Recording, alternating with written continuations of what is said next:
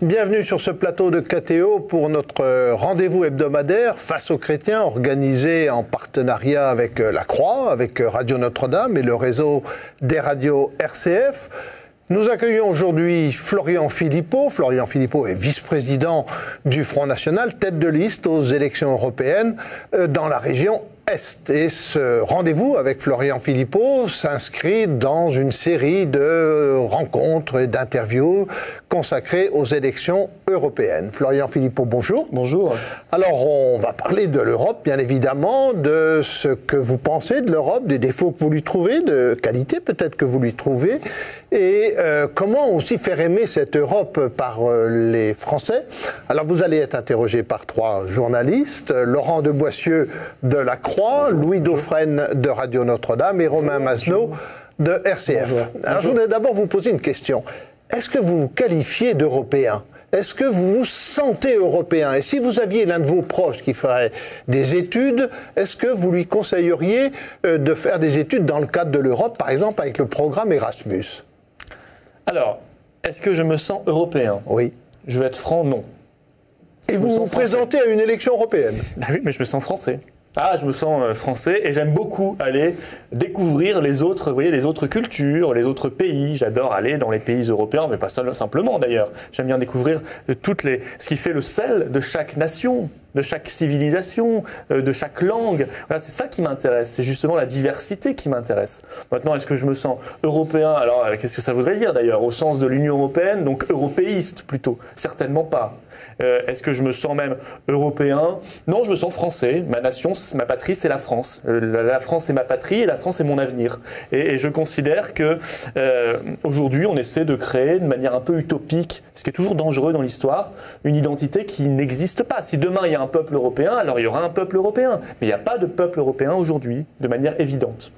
Bien, alors, concernant Erasmus, oui, ça c'est très bien, mais ça n'a pas grand-chose à voir avec l'Union européenne. L'attachement à l'Europe tout de même, et est-ce qu'elle est utile? Concerne, je crois, 1% des étudiants. Vous voyez, je crois qu'il y avait plus, dans les années 60, il y avait plus de programmes d'ailleurs d'échanges scolaires que maintenant. Ce qui prouve qu'on a plutôt régressé, parce qu'à l'époque, on négociait directement avec les autorités de chaque pays. Ce qui était plus rapide, plus efficace, plus concret. C'est cette Europe-là que moi je veux, c'est celle qui permet les négociations directes entre les pays. Une première question de Louis Dauphren de Radio Notre-Dame. Est-ce qu'il n'y a pas là une réaction un peu d'enfant gâté? Parce qu'on ne peut pas nier quand même que l'Europe représente un espace de liberté et de sécurité pour des populations qui vivent ensemble autour de valeurs communes, qu'envient quand même beaucoup de populations dans le monde. Et l'immigration que vous combattez atteste même de l'attrait que représente l'Union européenne, parce qu'on a envie d'y aller. Hein. Si on va à Lampedusa ou en Méditerranée, il y a bien des peuples entiers, des populations qui vont vers l'Union européenne. Donc elle attire. Et vous nous dites au contraire, non, c'est de la répulsion. Non, mais attendez, l'Union européenne, pour moi, ça n'a strictement rien à voir avec ce que vous dites. Je veux dire, ce qui attire, ce sont les pays riches et prospères. Je veux dire, le Canada aussi attire en matière d'immigration, les États-Unis et d'autres pays, bien évidemment. Je veux dire, l'Union européenne, c'est une construction politique. C'est pas une entité métaphysique. Ce sont des choix politiques qui ont été faits, des traités qui ont été signés, des directives et des règlements qui ont été votés. Ce sont des priorités qui ont été faites et qui ne vont pas dans le bon sens et qui n'ont pas produit de résultats à notre sens. Un arbre se juge à ses fruits et les fruits sont pourris. En tout cas, ils ne correspondent pas aux promesses qui ont été faites. Voilà. Maintenant, sur l'histoire de la paix, je veux dire, qui a signé le traité de l'Élysée en 1963 entre la France et l'Allemagne? Ce n'est pas un commissaire européen qui a signé le traité. C'est le président de la République française, en l'occurrence le général de Gaulle, et le chancelier allemand, en l'occurrence Konrad Adenauer. Vous voyez, ce sont les nations qui ont voulu faire la paix. Et ça n'a strictement rien à voir, encore une fois, avec une entité supranationale qui produit du droit et qui aujourd'hui, d'ailleurs, m'inquiète parce qu'elle produit des tensions entre les nations. Non seulement elle produit la guerre économique, l'Union européenne, par ses règles économiques, produit la guerre économique et sociale. Mais par ailleurs, elle produit de plus en plus des tensions politiques entre les nations. Quand vous avez Madame Merkel qui se déplace en Grèce ou au Portugal, elle est accueillie par des barbelés, des manifestations très violentes, très haineuses. Les Grecs sont accusés d'être fainéants ou voleurs, les Allemands d'être égoïstes, les Français d'être fainéants également. Bon, je veux dire, tout cela, on voit bien que ça n'est pas sain et ça n'est pas ça la paix entre les nations. Moi, je suis très attaché à la paix, à la concorde entre les nations. Vous concordez mais je à la pense paix qu'aujourd'hui, l'Union européenne produit plus de désordre qu'elle ne produit de paix. Une question de Romain Mazenot de RCF. Vous avez parlé du traité de l'Élysée de 63. Est-ce que pour vous, à l'origine, les premiers traités étaient dans une bonne logique? Est-ce que, par exemple, la CECA en 52, le traité de Rome en 57, est-ce que c'était déjà une bonne logique? Est-ce que ça a dévié d'une bonne intuition ou est-ce que c'était vicié dès le départ? Non, je pense qu'il y avait déjà de mauvaises choses. Vous savez, c'est ce qu'on appelait... Y compris chez Jean Monnet, Schuman, oui, les pères il y avait fondateurs. surtout chez Jean Monnet et Schuman. Oui. Je pense qu'ils n'avaient pas beaucoup la France au cœur. Donc c'était pour vous l'Europe, c'est l'Europe de De Gaulle, c'est ça? Non, si vous voulez, dès le traité de Rome, en réalité, il y avait ce qu'on appelait, ça a été bien décrit d'ailleurs, les potentialités fédérales. C'est-à-dire que tout y était en réalité déjà. Mais c'est vrai que nous avions la chance, nous, d'avoir un personnage à la tête de l'État qui avait bloqué tout cela, qui avait bien compris les dangers de l'Europe. Même le général de Gaulle avait pensé à un moment à dénoncer le traité de Rome, parce qu'il avait bien perçu qu'il y avait un vrai risque pour la souveraineté nationale, qu'il y avait un vrai risque pour l'intérêt de la France. Mais son entourage l'en a dissuadé. Bon, peut-être aurait-il dû le faire. Ça, on ne refait pas l'histoire, maintenant l'histoire est telle qu'elle. Mais je pense qu'effectivement, il y avait un vice dès le départ, un vice originel, qui était beaucoup moins visible parce que l'Europe était à 6, et donc elle était plus homogène, et parce qu'à l'époque, nos dirigeants avaient encore à cœur de défendre l'intérêt national, la souveraineté française. Aujourd'hui, nous avons des dirigeants qui ont renoncé, nous avons une Europe qui s'est élargie considérablement, nous avons une puissance américaine qui a décidé d'être hégémonique aussi sur le continent européen. Dès lors, avec ce cocktail explosif, eh bien évidemment, tous les effets négatifs qui étaient déjà peut-être dans les premiers traités de l'Europe sont maintenant très visibles et produisent leurs effets les plus pervers. Sachant qu'entre-temps, des décennies et des décennies de législation européenne, de directives, ont considérablement accru les défauts de cette Europe. Laurent de Boissieu, de la Croix, une question. Est telle quelle, l'histoire est telle quelle, mais l'Europe aussi est telle quelle. Il y a des élections européennes qui arrivent. Les grands partis politiques européens ont présenté un candidat avant le scrutin pour la présidence de la Commission européenne. Oui.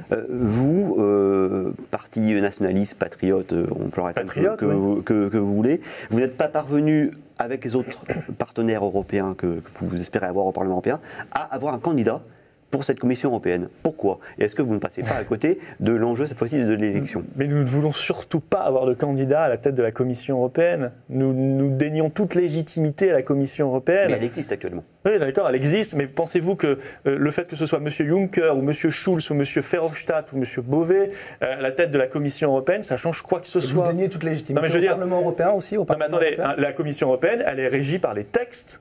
Et vous mettez n'importe qui à la tête de la Commission européenne, il appliquera exactement la même politique. Je trouve qu'il y a une forme de... On se moque des électeurs en leur faisant croire qu'on va changer la politique de l'Europe en changeant la tête de sa commission, la commission de Bruxelles. Tout cela n'a évidemment aucun sens. On élit un super technocrate qui mènera exactement la politique qui est prévue d'être menée, c'est-à-dire la politique des traités. D'autant que M. Schulz ou M. Verhofstadt ou M. Juncker... Ce sont des hommes du système, ce sont des technocrates européistes qui connaissent très bien la machine, qui sont dans la machine depuis très longtemps. Et le Parlement européen, est-ce que vous lui déniez également toute légitimité comme à la Commission européenne? Nous estimons, là, si vous voulez, que l'intérêt d'avoir des élus au Parlement européen, déjà, c'est pour ne pas laisser un monopole aux euro-gagas. Il n'y a pas de raison de leur laisser le monopole. Ensuite, parce que nous pouvons peser concrètement, essayer de limiter les dégâts. Par exemple, on pourra peser pour éviter les futurs élargissements de l'Europe aux Balkans ou à la Turquie, alors que Sarkozy a continué d'ouvrir des chapitres de négociation avec la Turquie, comme François Hollande. Mais comment vous n'aurez pas de majorité? On va essayer de lutter contre le traité transatlantique, peut-être qu'on en reparlera, qui est en train d'être négocié avec les États-Unis, qui est dévastateur. Si, on pourra peut-être créer des majorités de circonstances. Nous ne sommes pas les seuls patriotes nous ne sommes pas les seuls à être opposés, par exemple, au traité transatlantique, et tant mieux, ça permettra d'avoir une majorité. Avec la gauche de la gauche. Mais pourquoi pas? Vous êtes prêt à voter les mêmes choses? Moi, j'ai fait la campagne du non en 2005, il y avait une majorité plurielle, mais ça a permis la victoire du non, et tant mieux. Le non à la Constitution européenne par référendum à l'époque.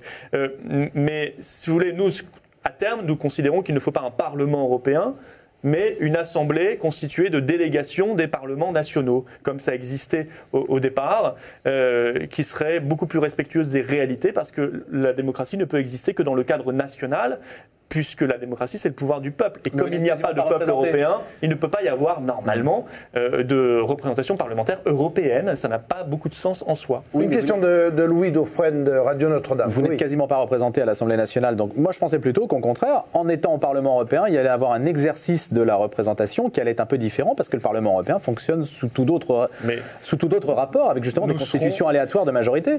Nous serons présents au Parlement européen, effectivement, massivement. Et aujourd'hui, on nous explique au Parlement Parlement européen, c'est moderne parce que c'est le consensus. Évidemment que c'est le consensus, ils sont tous d'accord. Entre PPE et PSE, les deux grands partis, un peu UMP et PS, ça ne peut être que le consensus. Ils votent ensemble toutes les directives quasiment, ou 97%, mais là, ce ne sera plus le consensus. Il y aura une vraie opposition. Bien, tant mieux. Sur quel sujet allez-vous attaquer ? Je vous dis sur les priorités que déjà là, immédiates, par exemple les élargissements à venir. Nous sommes contre tout nouvel élargissement de l'Union européenne, alors qu'on est en train de négocier pour le faire entrer la Macédoine, l'Albanie, le Kosovo même, et demain la Turquie, plus vite qu'on ne le croit d'ailleurs, ou même l'Ukraine, puisque j'ai vu que des promesses complètement dingues avaient été faites aux nouvelles autorités, pas encore légales, de l'Ukraine. Bon, et puis nous nous battrons contre le traité transatlantique, parce que ça aussi c'est l'urgence. Déjà, nous avons déjà voté contre au Parlement européen, contrairement à l'UMP et au Parti socialiste qui ont voté pour, mais nous nous battrons férocement contre ce traité. Le PS fait campagne contre également. Aujourd'hui, il faut l'expliquer. Alors, il faut que le PS l'explique au gouvernement français socialiste, qui lui négocie dans un sens favorable à ce traité. Donc, on voit qu'il y a un espèce d'enfumage, encore une fois, électoral de la part du PS, qui a voté pour au Parlement européen, qui a un gouvernement qui le soutient et qui fait croire en pleine campagne électorale, quelques semaines avant les élections, qu'il est contre. Tout cela, c'est encore une fois se moquer des électeurs. Non, le PS est pour. De toute façon, il est logique qu'il soit pour, parce que c'est la philosophie de libre-échange total qui est celle de l'Union européenne et que le PS, comme l'UMP, a toujours soutenu. Voilà. Donc ça, ce seront quelques combats, puis le combat pour la souveraineté nationale. Essayer d'arracher les pouvoirs qui ont été donnés à des gens non élus et qui sont sous l'influence de lobbies néfastes pour redonner ce pouvoir au peuple, qui est le seul souverain. Une question de Romain Masneau de RCF. Pour prendre un autre sujet, la PAC, la politique agricole commune, dans votre programme, vous expliquez qu'elle est responsable de l'affaiblissement de l'agriculture française. Vous savez bien pourtant que l'agriculture française est la première bénéficiaire de la PAC. Comment on peut dire ça dans un tel programme? Nous disons que la PAC, telle qu'elle a été réformée, notamment depuis 1992, puis elle n'a eu de cesse d'être réformée, est devenue de moins en moins avantageuse pour l'agriculture française, qu'elle a créé en plus des injustices et qu'aujourd'hui elle est en voie de démantèlement. Alors là aussi, ça me permet, je vous remercie de votre question, ça me permet de clarifier des choses. On nous explique, on bénéficie beaucoup de l'argent de l'Europe, et notamment pour la PAC en France. La PAC, c'est presque 10 milliards par an, et globalement, l'argent de l'Europe que la France reçoit, c'est 13 milliards par an, un peu moins. Sauf qu'on oublie toujours de dire que cet argent, il ne tombe pas du ciel. Il n'est pas créé par les commissaires européens qui tournent une machine. Cet argent, il vient de la poche du contribuable français, puisque chaque année, la France verse 20 milliards d'euros à l'Europe, au budget européen, qui nous en rend 13. Donc au passage, on en perd 7, 20 moins 13. On perd 7 milliards au passage. Dans les 13, il y a la PAC. Donc nous disons qu'il faut donner directement l'argent, sans passer par l'intermédiaire bruxellois, de la France, de l'État français, vers ceux qui en bénéficient aujourd'hui, notamment nos agriculteurs, qui pourront en bénéficier plus et mieux et plus juste. C'est pour ça que la nationalisation de la PAC serait aujourd'hui très avantageuse pour notre agriculture. D'autant que la PAC sera, elle, totalement démantelée quand nous aurons, si jamais il passe malheureusement, quand nous aurons voté et ratifié le traité transatlantique qui prévoit de faire tomber les dernières barrières douanières agricoles. Aujourd'hui, il y a des barrières douanières à hauteur de 14% par rapport aux États-Unis. Il est prévu de les ramener à moins de 5%. Depuis 20 minutes, là, vous critiquez l'Europe. Qu'est-ce que vous trouvez de positif dans cette Europe ? En quoi elle vous attire ? Qu'est-ce que vous trouvez de bien dans cette Union européenne ? Dans l'Union européenne, oui. Rien. Bon. Rien. Dans l'Europe, j'adore beaucoup de choses, plein de choses. Et rien dans l'Union européenne. Depuis 50 ans, depuis 50 ans, non, enfin là on parle, Julien, de l'Union européenne telle qu'elle est aujourd'hui. Oui. Non, je pense que l'Union européenne est un échec total, que c'est en plus une machine oligarchique, totalement antidémocratique. Et ça devrait scandaliser ceux qui nous parlent de la démocratie en permanence, qui donnent des leçons de démocratie et de droits de l'homme en permanence, devraient s'offusquer que ici, chez nous, on ne respecte plus la démocratie, on fasse annuler des référendums, comme on l'a fait sur la Constitution européenne, comme on l'a fait en Grèce, où les autorités grecques, en 2011, ont été sommées d'annuler un référendum sur l'euro. Tout cela est scandaleux. C'est un véritable scandale pour ceux qui sont attachés à la séparation des pouvoirs, à la démocratie, au pouvoir du peuple, à la souveraineté populaire, à la souveraineté nationale. Et puis ça ne fonctionne pas. J'ai dit, ça crée des tensions entre les nations.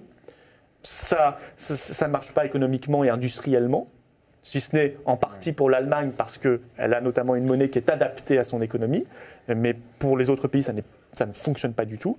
Et c'est le trou noir de la croissance mondiale aujourd'hui, l'Union européenne. C'est la zone du monde qui fait le moins de croissance. Que dites-vous à ceux qui disent que l'Union européenne, ça n'est jamais que l'émanation de la souveraineté des nations, qui l'ont bien voulu ? Donc vous attaquez quelque chose qui en fait revient à nous attaquer nous-mêmes. Mais moi, je n'ai jamais fait de l'Union européenne, d'ailleurs, un bouc émissaire, comme on l'entend parfois. Les vrais responsables, ce sont nos gouvernements, personne d'autre. Ce sont nos gouvernements de droite et de gauche qui, depuis des années et des années, ont décidé, dans le dos des Français, de transférer la souveraineté de la France, d'aller toujours plus loin dans cette destruction européenne, parce que ce n'est pas une construction européenne, c'est une destruction européenne, et d'aller toujours plus loin dans cette voie. Ce sont eux les vrais responsables. Voilà. Mais quel est leur intérêt de perdre du pouvoir? Je crois qu'ils sont... Parce qu'en fait, ça revient à perdre du pouvoir. Déjà, ça leur permet, vous voyez, juste avant les élections, de dire c'est pas de ma faute, c'est de la faute à Bruxelles. Ouais. Ça, c'est très pratique pour l'UMP et le PS. C'est pas de ma faute si on a détruit les services publics, c'est Bruxelles qui m'a demandé. Non, c'est votre faute, parce que c'est vous qui avez signé les traités qui ont libéralisé les services publics, pour reprendre cet exemple. Et puis, je crois que c'est une idéologie, c'est quasiment une religion pour eux. Vous voyez, c'est une religion qui a ses dogmes, qui a son credo, qui a ses grands prêtres. On les voit à longueur de journée sur les plateaux de télévision, qui vous somment aussi d'adorer l'Europe, comme on adore une divinité. Et même les termes, la sémantique est révélatrice. Moi, j'ai entendu François Bayrou dire « les Européens ou les Français n'ont plus foi en l'Europe ». C'est révélateur, le mot « foi ». C'est une religion. Ou quand M. Draghi, je crois, nous explique « l'euro, c'est pour l'éternité ». Amen. Voilà, amen. C'est ce qu'on nous demande de dire. Non, nous disons c'est un choix politique, un objet politique, et il faut pouvoir le débattre parce que nous sommes en démocratie. Une question de Laurent de Boissieu de La Croix. Vous avez déclaré que si Henri Guénaud écoutait son cœur, il serait déjà avec vous, avec Marine Le Pen. Je vais vous citer trois très courtes citations d'Henri Guénaud. Le droit du sol est un principe absolument fondamental. La disparition absolue du droit du sol et l'absolutisme de la préférence nationale, j'y suis opposé. Et si on supprime l'aide médicale d'État qui est destinée aux étrangers en situation irrégulière, il faut dire par quoi on la remplace. Donc voilà 3 points sur lesquels Henri Guénaud est opposé à votre programme. Est-ce que votre appel aux patriotes, à tous les patriotes, parce que c'est ce que vous faites pour les élections européennes, ne se heurte pas à d'autres aspects de votre programme que les seules questions européennes et économiques?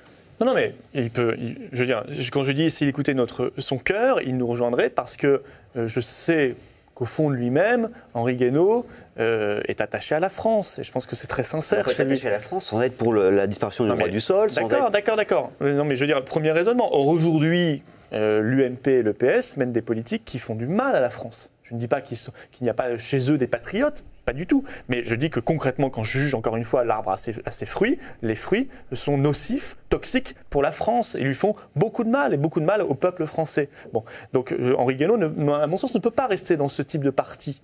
Et d'ailleurs, on lui demande de partir aujourd'hui. Très clairement, Alain Juppé et Jean-François Copé, c'est au moins, ça a un intérêt, c'est la grande clarification. Il lui a été demandé de quitter l'UMP. Auparavant, les souverainistes avaient encore le droit d'enfumer. Ils n'avaient déjà plus aucune prise sur la ligne réelle politique de l'UMP, bien évidemment. Maintenant, ils n'ont même plus le droit de parler. Ils ont juste le droit de partir. Voilà.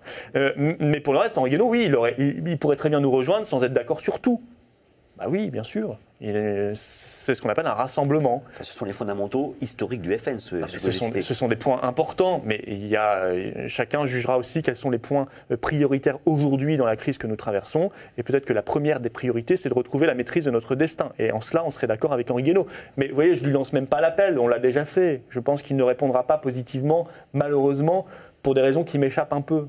Mais peut-être qu'il va mûrir sa réflexion et qu'un jour, lui et d'autres, parce qu'il y a beaucoup de monde qui peuvent se reconnaître encore dans un discours souverainiste et qui votent encore à l'UMP, viendront parce qu'ils estimeront qu'il y a urgence.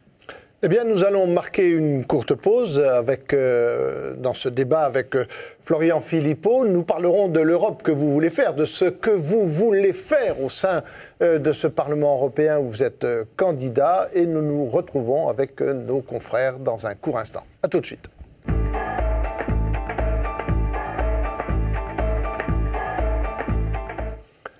Nous nous retrouvons pour ce Face aux chrétiens avec Florian Philippot, vice-président du Front National, candidat, tête de liste aux élections européennes dans la région Est. Il est interrogé par Laurent de Boissieu de La Croix, par Louis Dauphren de Radio Notre-Dame et Romain Masneau de RCF. Alors, Florian Philippot, on va parler de ce que vous allez faire, puisque vous allez être mathématiquement élu au Parlement européen. Vous êtes tête de liste, avec la proportionnelle, vous serez élu. Qu'est-ce que vous allez faire? Et j'ai tout de suite une question à vous poser, par exemple, sur un point qu'on a un petit peu évoqué tout à l'heure, qui était l'immigration. Vous voulez fermer les frontières. Mais comment vous pouvez faire pour fermer les frontières au sein de l'Europe? Concrètement. Je ne sais pas combien de fois il va falloir qu'on dise... Non, on n'a jamais dit qu'on voulait fermer les frontières. On veut les maîtriser. Bon, voilà. Mais je sais que je serais amené à le redire, parce qu'à chaque fois on nous redit mais vous voulez les fermer, alors qu'on n'a jamais dit ça et qu'on précise à chaque fois. On veut les maîtriser. Ça veut dire quoi? Ça veut dire qu'aujourd'hui on ne peut plus les maîtriser, parce que le principe au sein de l'Union européenne, c'est l'ouverture totale des frontières, et qu'en plus Schengen, entre plusieurs pays, a ajouté encore plus de liberté de circulation et d'absence de possibilité de filtre, voilà, aux frontières. Nous, on estime que déjà c'est un échec total. L'an dernier, il suffit de voir les chiffres de Frontex, ce ne sont pas les chiffres du Front National, ce sont les chiffres d'une agence européenne qui nous disent que l'immigration clandestine vers l'Union européenne a bondi de 48%. C'est à ajouter le phénomène Rome.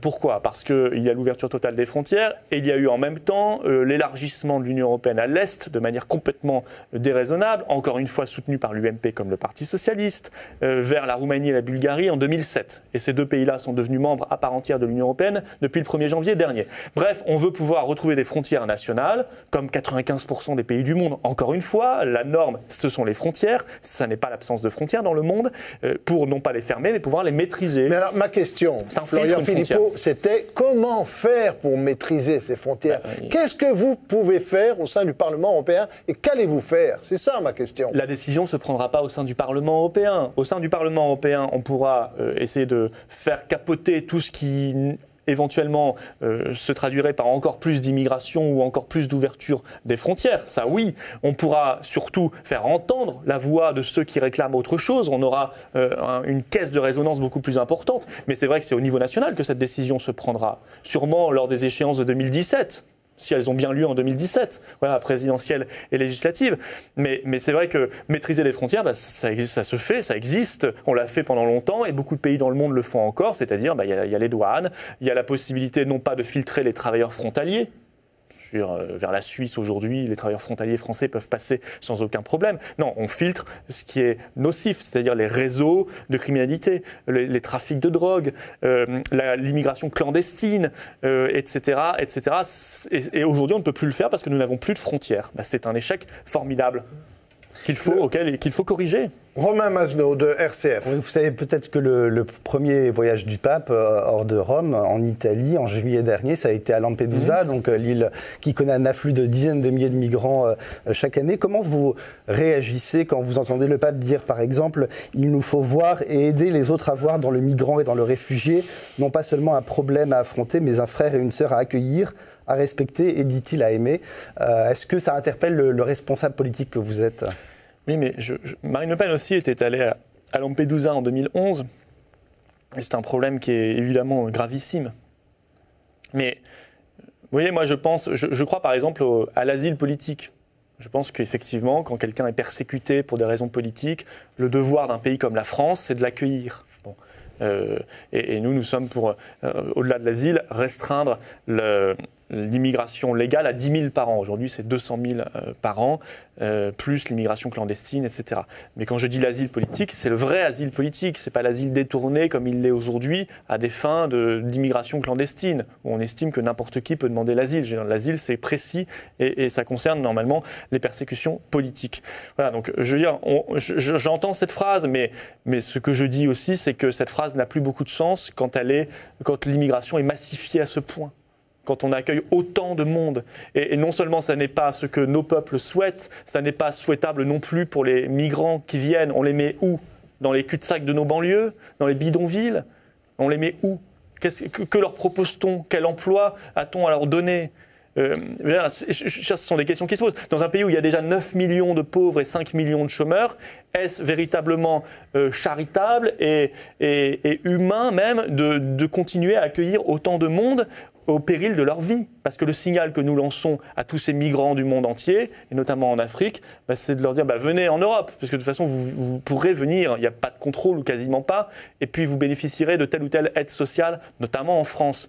Mais sauf que la traversée n'est jamais indolore, voilà, et qu'il y a toujours un risque même pour sa propre vie et la vie de sa famille. Bien, ce qu'on voit là, c'est le drame de l'immigration non maîtrisée. Ce qu'on entend chaque jour quasiment malheureusement, c'est-à-dire des drames, des naufrages, des drames humains terrifiants, eh bien, c'est le résultat d'une politique, d'un signal qui est envoyé, venez chez nous. Non, ne venez pas chez nous. Ça, c'est ce que vous disent les grands patrons. Voilà. C'est la politique impulsée par le grand patronat qui a besoin de main-d'œuvre docile, de main-d'œuvre bon marché, de main-d'œuvre qui permettra de faire pression à la baisse sur les salaires. Ça n'est pas souhaitable, ni pour eux, ni pour nous. Ce qui n'empêche pas d'avoir dans son cœur, je veux dire, l'élan de solidarité et de fraternité. On l'a tous. Sauf qu'à vouloir être fraternel avec la terre entière sans l'être, avec ses propres voisins, avec son propre peuple, en réalité, on ne fait pas acte de fraternité. Louis Dauphren de Radio Notre-Dame. Aujourd'hui, une embarcation de migrants, quand elle aperçoit un navire militaire, elle se saborde parce qu'elle sait qu'on va venir en aide aux réfugiés, aux migrants, et que l'Union européenne a une démarche de générosité. Vous, qu'est-ce que vous faites? Qu'est-ce que vous diriez au navire militaire qui aperçoit une embarcation de migrants? Vous lui dites, on vient en aide, on la coule, on la refoule, qu'est-ce qu'on fait? Non mais qu'est-ce qu'on fait? Je crois que votre question... Non mais... Bon, me semble absolument évidente. Quand on voit les gens qui sont en danger de mort, on les aide. Donc vous faites ce qu'on fait aujourd'hui? Évidemment, on les aide, mais simplement, là, c'est pas une politique, ce dont vous me parlez. Ça, c'est comme on voit quelqu'un dans la rue qui est en train de mourir, on l'aide. On ne se pose pas la question de sa nationalité ou quoi que ce soit. Je veux dire, ça, là, on est humain. S'il y avait une décision politique à prendre... Mais la décision politique, elle est à prendre en amont pour éviter que ce genre d'embarcation ne vienne et que ces gens prennent des risques inconsidérés. Et même au-delà des embarcations, ça c'est l'immigration clandestine, mais même au-delà de ça, pour réduire considérablement l'immigration légale vers la France et vers l'Europe, ce sont des choix politiques qui sont pris en amont, ce qui nous permettra d'éviter ce genre de cas, ce genre de situation dramatique à gérer. Mais apparemment, ce flux aujourd'hui n'est absolument pas régulé. Rien ne semble pouvoir l'éviter. Mais c'est normal, puisque vous lisez les rapports de la Commission européenne, elle vous explique qu'on a besoin de 50 millions d'immigrés supplémentaires d'ici 2050. Voilà, puisqu'ils ont renoncé à toute politique familiale, à toute politique en soutien à la famille, à toute politique nataliste. Donc évidemment, ils préfèrent faire venir de l'immigration. Mais moi, je préfère faire une politique nataliste, une politique familiale, une politique de soutien aux familles, que cette politique d'immigration qui produit des drames humains. Et ça s'appelle un choix politique. Quand vous dites en amont, vous dites par exemple il aurait fallu maintenir Kadhafi parce que Kadhafi c'était un verrou qui aurait empêché les flux clandestins. Vous dites qu'il faut des régimes forts dans les pays pauvres parce que justement ça permet de verrouiller aussi les flux. Qu'est-ce que vous dites? Quelle est la part Dans un monde idéal, j'aimerais qu'il y ait partout des démocraties qui respectent les droits de l'homme et que voilà. Bon, après il y a une réalité géopolitique aussi. En Libye, il y avait Kadhafi qui avait beaucoup de défauts. Hein. Et ce n'est pas nous qui l'avions reçu tapis rouge, c'était Nicolas Sarkozy, en l'occurrence, je crois, en 2008. Mais on nous a expliqué que la modernité, l'avenir, c'était les fameux rebelles. Sauf qu'on a oublié de nous dire à l'époque, mais nous avions informé les Français de cela, que ces rebelles, c'était des islamistes qui ont mis aujourd'hui en place en Libye la charia. Aujourd'hui, vous êtes occidental, vous pouvez même plus mettre un pied à Benghazi. Vous voyez, c'est pas ce qu'on appelle un progrès. Et effectivement, au passage, eh bien, la régulation de l'immigration qui venait vers l'Europe n'est plus faite, n'est plus assurée. Et ce qui s'est traduit par cette augmentation, je l'ai dit l'année dernière, de 48% d'immigration clandestine.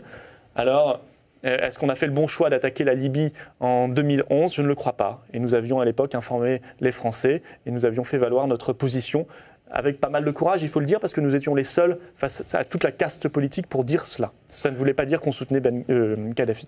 Une question de Laurent de Boissieu, de La Croix. Je reviens sur votre projet européen. On ne sait pas toujours, ou ceux qui nous écoutent ou nous lisent ou nous regardent ne savent pas toujours concrètement si vous êtes pour une sortie juste de la zone euro, de l'euro, c'est revenir au franc, ou si vous êtes pour une sortie de l'Union européenne. Et par quel mécanisme? Il y a un article du traité européen, l'article 50, voilà, qui prévoit une sortie négociée. Est-ce que c'est ce que vous voulez? Alors, notre position, elle est claire. Nous arrivons au pouvoir, parce que seul qui peut décider un référendum, aujourd'hui, nous sommes pour le référendum d'initiative populaire, mais aujourd'hui c'est le président de la République ou la présidente de la République. Marine Le Pen propose un référendum et dit d'ici un an, on fera un référendum sur la sortie de l'Union européenne, sur notre appartenance à l'Union européenne. Si Marine Le Pen est élue présidente de la République. Sauf si François Hollande, demain, par chance ou par intelligence, a envie de faire ce référendum, on dit on y va à fond. D'accord, mais aujourd'hui, la question de Laurent de Boissieu, c'est que faites-vous aujourd'hui? Non, je pense que la question, c'est quel est notre projet. Donc, notre projet, c'est ça. Donc, ce référendum sur l'appartenance de la France à l'Union européenne. Et nous disons, pendant ce temps-là, il y a 4 points fondamentaux à renégocier, qu'on va essayer de renégocier avec cette arme de négociation qu'est le référendum, parce que ça pèse dans une négociation, un référendum. La souveraineté nationale, c'est-à-dire la supériorité de notre droit sur le droit européen. 2, notre souveraineté monétaire. 3, la possibilité de pouvoir faire du patriotisme économique.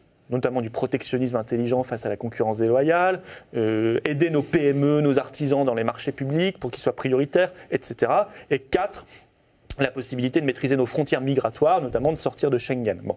Si nous n'arrivons pas à négocier ces 4 points, et j'avoue que ce serait compliqué, eh bien, nous proposerons lors du référendum de quitter l'Union européenne. Si nous parvenons à négocier ces 4 points, eh bien, l'Europe n'aura strictement plus rien à voir avec ce qu'était l'Union européenne. Et donc, nous proposerons aux Français de rester dans ce qui sera quelque chose de totalement nouveau par rapport à l'Union européenne. Voilà. Il faut un peu de temps pour l'expliquer, mais c'est exactement cela le projet du Front National et du Rassemblement Bleu Marine. Quant à l'article 50, oui, on peut l'utiliser, mais vous savez, ça c'est faire preuve d'un juridisme peut-être excessif. Vous savez ce que disait le général de Gaulle des traités, hein. Quand on a envie de les dénoncer, on les dénonce, point. C'est un acte de souveraineté pure. Laurent. Alors, au Parlement européen élu, vous serez des alliés pour former un groupe commun. Parmi ces alliés possibles, il y a un parti autrichien et la Ligue du Nord italienne. Le FPÖ autrichien, votre allié, ne veut pas sortir de l'euro. Il veut que les pays économiquement faibles sortent de l'euro, mais que les pays économiquement forts, dont eux, y restent. Donc là, vous n'êtes pas du tout sur la même ligne politique. La Ligue du Nord la Ligue du Nord en Italie, veut une Europe des peuples et des régions avec des zones monétaires optimales, c'est-à-dire une monnaie qui serait une monnaie qui irait Nord d'Italie et Rhône-Alpes. Comment vous pouvez être avec ces partis alliés, siéger avec ces partis qui ne veulent pas du tout la même chose que vous? Ouais, bien sûr, il y a plusieurs points sur lesquels nous serons en désaccord. Bon, déjà, au moins les deux sont pour ouvrir un débat sur l'euro, ce qui est déjà pas mal. Parce que les autres, c'est aucun débat, l'euro c'est formidable et c'est pour l'éternité, je l'ai dit. Ça, mais avec des solutions différentes des vôtres. Bien sûr, solutions différentes, mais ce sont des partis qui évoluent dans un contexte national différent, qui ont des histoires différentes, et nous n'avons pas fait de programme commun. C'est pas ça l'accord au Parlement européen. L'accord, c'est pour faire un groupe. Il faut 7 nationalités et au moins 25 députés. L'intérêt de faire ce groupe, c'est que nous pourrons peser. Et qu'est-ce qui nous rassemble? C'est qu'au moins tous ces partis-là ont à cœur de défendre la souveraineté de leur peuple face à l'Union européenne. C'est ça le point d'accord. Mais on pourra avoir des désaccords sur notre conception économique, notre conception même de l'euro, ou sur d'autres points, ou sur la politique étrangère, etc. Mais peu importe. Il n'y a pas de programme commun, il n'y a pas de fusion des partis, et on ne se sent aucunement lié par les positions de tel ou tel parti, même dans le cadre de cette coalition. Vous savez, dans le cadre du PSE, l'Alliance des partis sociaux-démocrates et socialistes, à laquelle appartient le PS français, il y a des partis qui ont des positions très différentes sur tel ou tel sujet. Pareil pour le PPE côté UMP. Voilà, mais ça n'a pas d'impact sur la position du PS ou du UMP. Mais pas aussi contradictoire sur la question européenne. Voilà. Enfin, il faudrait regarder dans le détail parce qu'il y a plusieurs points sur lesquels les partis sont en désaccord. Une question de Louis c'est pas étonnant ni choquant. C'est Louis Dauphren de Radio Notre-Dame qui vous pose une nouvelle question. Par le passé, l'expérience du Front National dans les institutions européennes au Parlement a été marquée par des divisions et une certaine forme d'inefficacité. Hein. C'est-à-dire si on reprend par exemple les relations qu'il y a pu avoir par le passé avec le Vlaamsblok, entre FN et Vlaamsblok, où il y a eu des dissensions assez fortes, ou avec des partis allemands, il y a une difficulté à trouver une cohérence à l'échelle européenne. Et ça, c'est quand même ancien. Ça caractérise quand même l'action politique du Front National dans les institutions parlementaires européennes. C'est très ancien, parce que, en tout cas en 2009, il y avait 3 élus du Front National, il n'y avait pas de groupe, ils sont non inscrits. Voilà. Et là, si vous voulez, le groupe que nous allons constituer, il est travaillé. Vous avez du mal à agir ensemble. Il est travaillé et mûri depuis longtemps. Les dirigeants se connaissent, voilà. Bon, et nous nous battrons. Et puis les enjeux européens, depuis, se sont clarifiés. On voit bien maintenant où sont les enjeux. Voilà, c'était peut-être pas le cas il y a 15-20 ans, c'était peut-être plus flou. Aujourd'hui, on voit bien quelles sont les menaces, quels sont les dangers et quelles sont les voies d'espérance. Comment on peut espérer faire mieux. Et non, je suis confiant, moi, parce qu'on ne pourra pas tout régler avec ce groupe européen, bien sûr, mais on aura une caisse de résonance, on aura des prérogatives supplémentaires, et puis, encore une fois, on ne laissera plus le monopole aux Dupont et Dupont du Parlement européen, PPE et PSE, qui votent ensemble tout. Voilà. Bien, nous marquons une nouvelle pause, Florian Philippot, dans ce Face aux chrétiens, une courte pause, et nous nous retrouvons avec vous pour ce Face aux chrétiens. À tout de suite.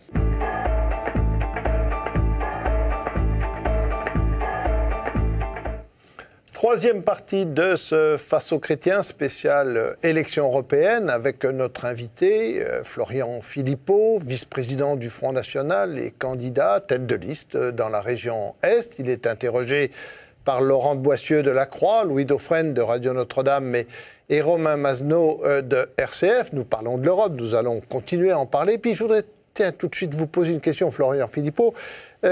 Vous critiquez beaucoup l'Europe, et on l'a bien vu là depuis une demi-heure, trois quarts d'heure. Est-ce que vous n'êtes pas en train finalement d'encourager l'abstention ? Parce qu'il y a une espèce de contradiction pour vous, en tout cas une difficulté sûrement, à critiquer l'Europe et puis de se présenter à une élection. Les gens vont dire, bah, si c'est ça, c'est pas la peine de se déplacer. Non, non, au contraire. Non, je pense que nous sommes les seuls à être capables de ramener des abstentionnistes aux urnes en disant, là c'est le raisonnement que vous faites, il est utilisé par le gouvernement ou l'UMP en disant, aux élections européennes ne peuvent quasiment se présenter que des européistes convaincus. Bah, c'est trop facile, bien sûr. Évidemment, ils auront comme ça un monopole et ils espèrent ainsi créer de l'abstention parmi ceux qui doutent ou qui critiquent l'Union européenne. Nous disons, si vous êtes contre l'Union européenne telle qu'elle est, vous êtes pour la coopération saine, enrichissante entre les nations libres et souveraines, si vous êtes pour la France, attaché à la France, alors vous avez le devoir d'aller voter. Parce que chaque voix compte, c'est effectivement, vous l'avez dit, la proportionnelle. Chaque voix compte et vous aurez des avocats en toutes circonstances de la France et du peuple français au Parlement européen. Vous aurez la possibilité de vous faire entendre. Ne faites surtout pas ce chèque en blanc à ceux qui veulent la continuité. Parce que malgré toutes leurs promesses de campagne qu'ils refont tous les 5 ans à chaque élection européenne, l'UMP et le PS, c'est le parti de la continuité telle qu'elle est. Et évidemment, à chaque fois ils nous disent on va changer l'Europe, on fera l'Europe sociale, l'Europe qui protège, blablabla. À chaque fois ils nous font le coup et à chaque fois, et finalement, ils votent tous les traités qu'on leur demande de voter et toutes les directives, et donc ils sont pour la continuité telle qu'elle est. Eh bien, il faut des poils à gratter, même plus que cela au Parlement européen, et il n'y a que nous pour faire cela. Laurent Boissieu, de la Croix. Vous disiez tout à l'heure que vous seriez prêt, notamment sur la question du traité transatlantique, de voter avec le front de gauche. Est-ce que finalement, sur cette question européenne et sur ces élections-là, vous n'êtes pas plus proche du front de gauche que de l'UMP ? Est-ce que si on fait des additions, c'est pas un bloc de droite UMP-FN qu'il faudra additionner, mais plutôt un bloc anti-austéritaire, eurosceptique, je ne sais pas comment on peut l'appeler, populiste, front de gauche, front national? Je crois que nous sommes les seuls en réalité à avoir une cohérence. Alors, l'UMP, j'ai dit dans les faits, il mène la même politique que le PS sur l'Europe. Et même aujourd'hui, on demande aux derniers souverainistes, gaullistes ou patriotes de l'UMP de le quitter. Bon. Le front de gauche, on peut se retrouver sur certaines positions.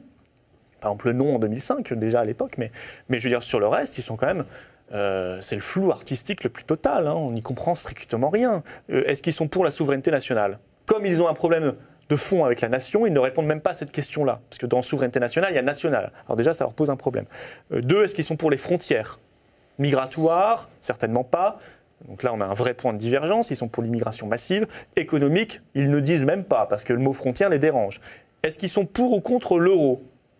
Alors là, c'est le grand n'importe quoi. Au front de gauche, on vous explique qu'on est pour et contre. Voilà.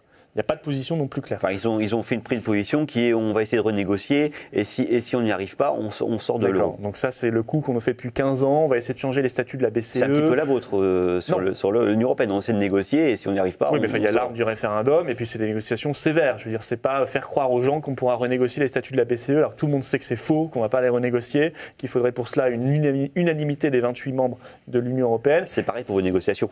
Mais oui, c'est pour ça que j'ai dit que je n'étais pas très optimiste et que je pense que ça se traduirait par une sortie de l'Union européenne à l'issue de ce référendum.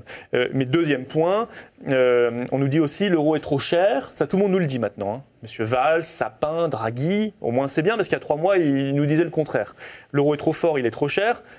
Et après, gros point d'interrogation. Que fait-on ? Puisque Mme Merkel vient de nous rappeler que l'euro fort protégeait la vigueur des exportations allemandes. Je la cite. Elle a raison, elle défend les intérêts de son propre pays. Mais nous, nos dirigeants politiques, comment défendent-ils les intérêts de leur pays, la France? Ils ne répondent pas à cette question. C'est problématique. En rappelant quand même que 95% des pays du monde, encore une fois, ont leur monnaie nationale. L'anomalie, c'est l'euro. Et ça ne marche pas. Il faut donc en tirer les conséquences. Romain Masneau, une question. Quel est votre objectif pour ces européennes en termes de résultats? Est-ce que c'est d'arriver en tête au niveau national ou est-ce que vous serez déjà satisfait si vous êtes deuxième devant le PS? Notre objectif, c'est d'arriver en tête. Ça veut dire c'est un objectif optimal, qui est audacieux, qui en même temps crée une émulation et qui a aussi une visée politique. C'est-à-dire, ce serait un signal très fort aussi pour les autorités françaises et pour François Hollande, de lui dire, regardez, vous avez pris une raclée monumentale au municipal, Monsieur Hollande, et le Parti socialiste, et vous allez continuer aux européennes, et maintenant vous devez en tirer les conséquences politiques en revenant au peuple par une dissolution de l'Assemblée nationale. Mais de toute façon, même si on n'est pas en tête, il n'est pas exclu qu'on ne soit pas en tête, on verra. Nous serons à un niveau historiquement haut. Je rappelle que le record historique du Front National aux européennes, c'était en 1989, il y a 25 ans, et c'était 11,7%. Là, nous sommes à peu près au double dans les sondages. Et nous verrons bien le 25 mai. Voilà. Une question de Louis Dauphren, de Radio Notre-Dame. Le PS a intérêt que vous soyez très haut. Pourquoi ? Non ? Si François Hollande veut se retrouver face à Marine Le Pen en 2017, il a intérêt à ce que ce soit la panade à l'UMP, que vous soyez très haut. Non, mais François Hollande, pour le moment, il se retrouve nulle part. Je pense qu'il est dans aucun mais ça second peut être une tour stratégie qui compte, de là. présidentielle. Et puis, je pense qu'il a quelqu'un d'autre à gérer qui s'appelle M. Valls, qui a manifestement des ambitions pour dès 2017. Donc François Hollande, non, je pense qu'il est... François Hollande, il est manifestement obsédé par le Front National, comme l'UMP d'ailleurs. Il ne parle que de nous. Il n'y a plus une intervention du président de la République ou du Premier ministre où on ne parle de Marine Le Pen, du Front National. Ce qui est tout à fait extraordinaire. Il devrait être obsédé par les problèmes concrets qui se posent au pays. C'est ça qui devrait l'intéresser.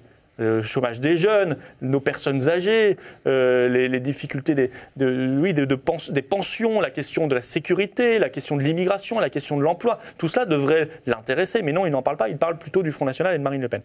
Quant aux alliances de fait, excusez-moi, on sort d'élections municipales.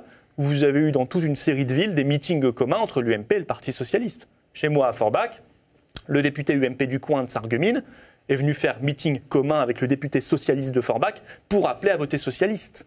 Alors même que l'UMP était encore en course. Il a même appelé à voter contre son propre candidat pour faire élire le socialiste. Ça, c'est l'alliance réelle. Ça, c'est pas du blabla. Ils ont fait meeting commun. Même la droite forte là-bas a fait meeting commun avec la CGT. Est-ce que vous pensez... ça, ça, c'est la réalité. Après...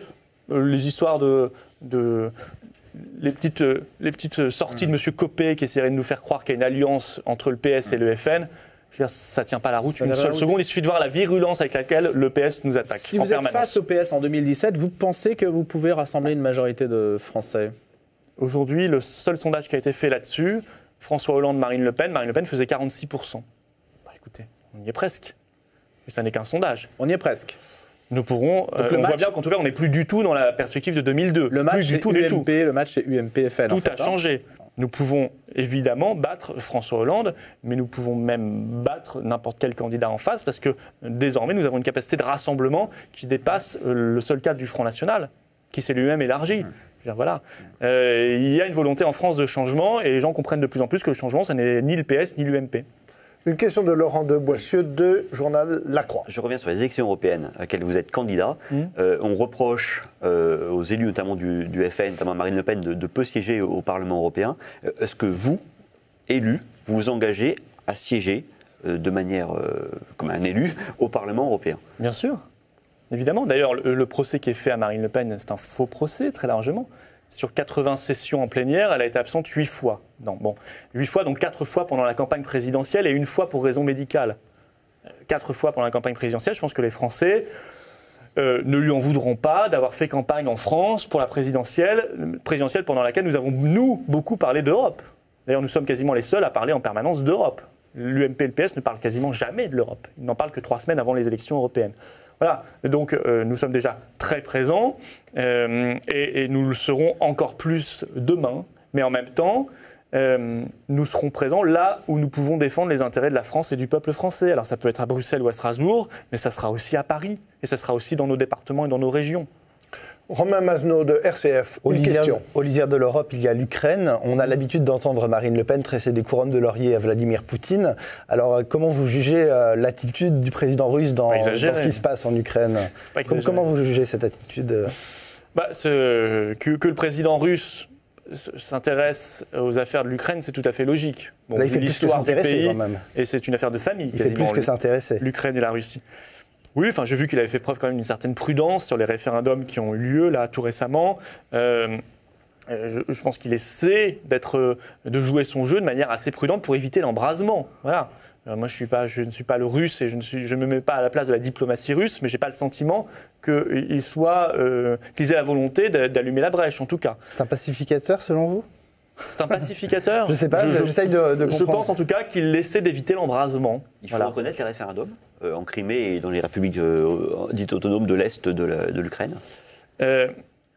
Sur la Crimée, je pense que Ça a été de fait. Et sur les autres, sur les autres référendums, vu les conditions dans lesquelles ils ont été faits, je pense qu'on ne peut pas s'en contenter. Voilà. Après, est-ce qu'ils sont légaux ou légitimes? Ça dépend du point de vue. C'est ça le problème, c'est qu'aujourd'hui les autorités ukrainiennes elles-mêmes ne sont pas encore légales. Voilà. Quel est votre point de vue? C'est la question de Laurent de Boissieu. Est-ce que ces référendums-là sont Non, pour probablement vous qu'aujourd'hui ils n'ont pas de légalité. Est-ce qu'ils sont légitimes? Après, est-ce qu'ils sont légitimes? Il faudrait être ukrainien pour répondre à cela. Je ne peux pas répondre à toutes les questions non plus. Ça n'aurait pas de sens en tant que Français, qu'observateur, pour vous dire si c'est légitime ou pas. Mais ce qu'on voit après, est-ce qu'il y a eu... quelle est la régularité de cette élection? Je ne sais pas. Mais ce qu'on a vu, c'était quand même une participation massive, manifestement, dans le sens du oui, massivement aussi. Ce qui démontre que la solution que nous proposons, la solution politique d'une Ukraine fédérale, pour justement préserver l'unité de ce pays et éviter l'embrasement, est certainement la bonne. Là, vous êtes pour le fédéralisme. Le fédéralisme est probablement adapté aux États-Unis, probablement adapté à l'Allemagne. Il ne l'est pas à la France, il peut l'être à l'Ukraine. Sur tout ça, ça dépend des... Il n'y a pas de modèle uniforme à calquer sur l'ensemble des pays du monde. Ça dépend des circonstances et de l'histoire de chaque pays. Louis Dauphren, une question de Radio Notre-Dame. C'est Conchita qui a gagné le concours de l'Eurovision. Vous avez peut-être regardé, je ne sais pas. Non, je n'ai pas regardé. Qu'est-ce que vous en pensez? Ça a été perçu comme étant un signe envoyé en faveur de la lutte contre les discriminations dont les personnes qui ont une sexualité, qui sont homosexuels ou transsexuels, qui ont ce positionnement-là. Vous dites c'est bien parce que c'est un signe qu'on a envoyé à ces minorités sexuelles qui n'ont pas été mises en valeur toujours dans l'histoire, loin de là. C'est une forme de récompense médiatique. Non, mais je suis pas du tout dans une vision, dans cette vision des choses, parce que je déteste la vision communautariste des choses. Donc on n'est pas là pour mettre en valeur telle ou telle minorité. Déjà ce terme-là me débecte, ou telle communauté. Même chose, je sais qu'il y a des projets de mettre en valeur dans l'histoire de France et l'apprentissage de l'histoire à l'école tel ou tel personnage parce qu'il aurait eu une sexualité différente. Là, je pense qu'on est dans l'absurde, dans le dangereux et dans le grotesque, véritablement. Maintenant, sur l'Eurovision, j'ai envie de dire, j'ai pas d'avis, c'est un divertissement et j'ai pas envie de tout politiser non plus. Voilà.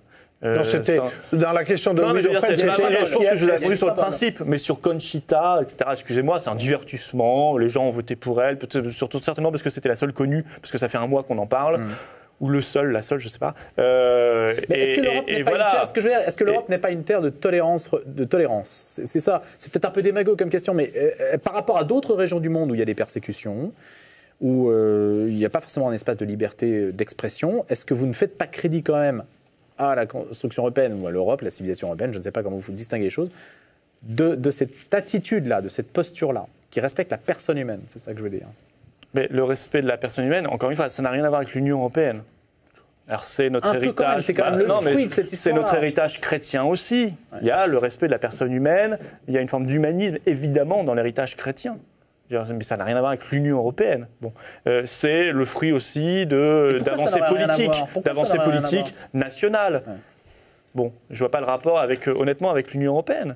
Voilà, effectivement, nous avons la chance de vivre dans une civilisation où on ne demande pas aux femmes de mettre le voile et où on ne lapide pas les femmes adultérines ou je ne sais quoi, où il n'y a plus d'esclavage. Parce qu'on parlait d'esclavage beaucoup en ce moment, mais on a de très très bonnes relations avec le Qatar, j'ai cru comprendre. Sauf qu'au Qatar, il y a toujours l'esclavage. Vous voyez, ça devrait indigner nos responsables politiques. Qu'au Qatar, il y a des immigrés qui viennent travailler sur les chantiers de la Coupe du Monde de football de 2022 qui meurent chaque jour. Voilà. Et pourtant, on continue à aller se prosterner devant l'émir du Qatar. Tout ça a quelque chose d'indécent. Une question de Laurent de Boissieu. Moi, ce qui me choque à l'Eurovision, plutôt, si on devait avoir un discours là pour le coup politique, c'est le fait que 30 pays sur 34 ont chanté en anglais, vous voyez. Là, c'est l'Europe.